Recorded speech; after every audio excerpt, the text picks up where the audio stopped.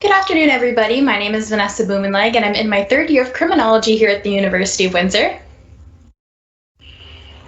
Hello, everybody. My name is Sumit. I'm in my fourth year of behavior cognition and neuroscience at University of Windsor.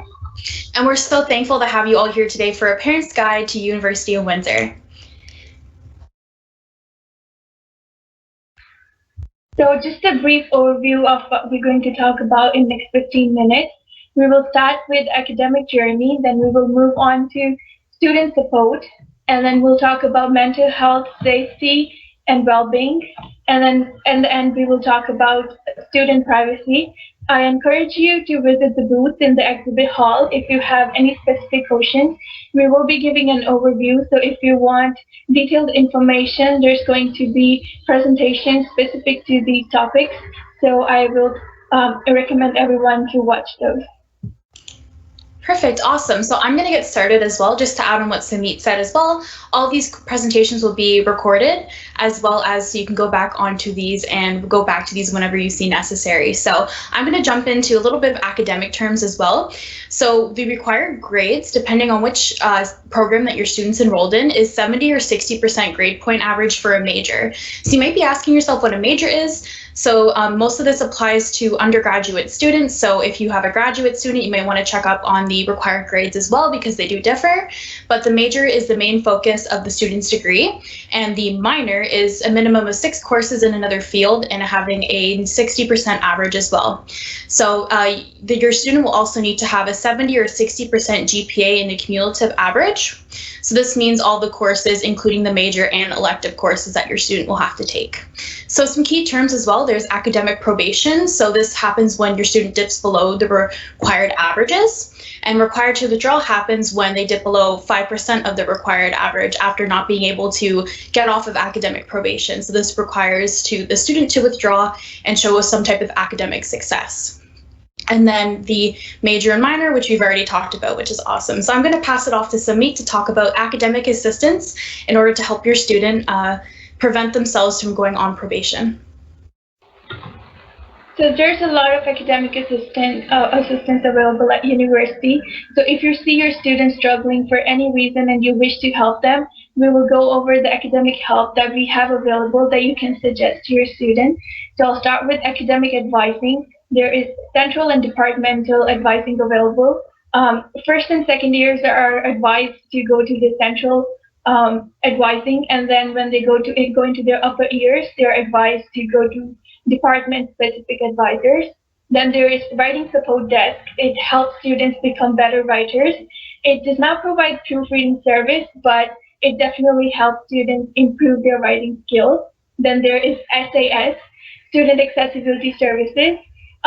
So students may have learning disabilities or physical disabilities or even psychiatric disabilities, and they can all receive accommodation through Student Accessibility Services. And this can be extra time on exams, or this can be an extension for assignments, or if they need help with writing the exam.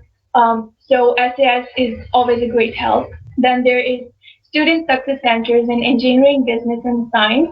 This is who helps students find for jobs, or they can learn skills, and they can learn interview skills, or they can learn job search skills. Then there are GAs and CAs. So GAs and CAs for each course, they are, most of those are students who have already taken that course, and they have sometimes taken it with the same professor. So they know how the course works, and they also have a really good average in the course. That's why they got selected as GAs or TAs. So they're always a great help. Then there's professors' office hours. So along with the GAs and TAs, all the professors have office hours, and students can talk to their professor during their office hours, or simply send them an email and book an appointment with them. Then there is research support in Lady Library. So they support the entire research process from inquiry to publication. And each department on campus has its own specific librarian who the student can contact if they have any research related questions. Yeah, so we can move on to the next slide. Next up, I'm going to talk about International Student Center. So I am an international student myself, and I know what a great help International Student Center is. Um, International students go through a lot of trouble, and they have to adapt to a new culture when they come to Canada, and they have to adapt to the climate, they have to make new friends, just simply fit into the new country. And ISC has always been an amazing help. They help with mandatory health insurance. They have workshops for visa, immigration advising. And if you need more specific information, I would suggest checking out their website. And if you still can't get the information there, email the most appropriate email address that you can find on the website. Yes. So I'm going to hand it back to Vanessa. Perfect. So I'm going to talk about mental health, safety, and well-being. So obviously students will struggle sometimes, but they're also very resilient and determined. So you want to know that you can play a positive role in helping by knowing the different programs and services here at the University of Windsor. So one of the things that I really liked, especially amongst the COVID-19 pandemic, is utilizing the student counseling service, which provides professional and free counseling to all students, which is amazing. So I know I was going through some things during my second year, and I really wish that I was able to talk to somebody and I was able to book an appointment and talk to a trained professional as well. So I highly recommend you go on their website, kind of check it out. And if your student is feeling a little bit wary about some things and wants to discuss some things with a registered therapist, I highly recommend this as well. So knowing these services on campus are very key towards helping your students succeed, as well as making sure that they're taking care of their mental health and physical health. So obviously UWindsor is committed to safety. Well, I'm just going to pop up the presentation once more. It seems like it blacked out for a minute. Perfect. So rest assured, UWindsor is committed to student safety. So we have things on a campus such as the Campus Community Police. We have the UWindsor Alert and Safe Lancer apps. My personal favorite is the Walk Safe program. I'm a criminology student and I have classes on campus at 10 o'clock sometimes. And this allows for other students that are volunteers to come and walk with your student to their car, or if they live near campus, to their house as well, which is amazing. We have student medical response services on campus. And to ensure you regarding the COVID-19 pandemic, we want to make sure that we're using the Safe Lancer app to do a COVID screening assessment if you have to enter campus. So this is reducing the spread, which is awesome. So perfect. I'm going to hand it over to Samit to talk about sexual wellness and violence prevention programs. So there are various sexual wellness and violence prevention programs on campus. I'm just going to discuss a few. So first is Bystander Initiative. It is a community-based strategy to prevent sexual violence through pro-social bystander engagement. So there's various workshops on campus that you can learn from, and those are specifically organized to educate students. Next is Flip the Script, and this is a sexual assault resistant education program for university-aged women. So we would strongly encourage you to become involved in this program. For the parents, encourage your first-year daughters to take Flip the Script. It will give them knowledge and skills to keep them and to stay safe at all times. And lastly, Sexual Misconduct Response and Prevention Office. So this office exists to provide support to members of our campus who have been subjected to sexual misconduct. Dusty, the sexual misconduct officer, is here to listen. She can assist with referrals or accommodations and can provide information on your reporting options. Perfect. And I want to talk about another one of my favorites, Lancer Athletics and Recreation. So we do have a sport and recreation center, which I personally love. There's a triple gymnasium, we have an outdoor sports field, we have a pool, we have a fitness center, and a social lounge. So obviously right now, due to the COVID-19 pandemic lockdown, this is shut down for right now, but I do like going here throughout my stay at the university as well, because I always tell students that in order to perform your best in class, it's also important you take care of your mental and your physical health.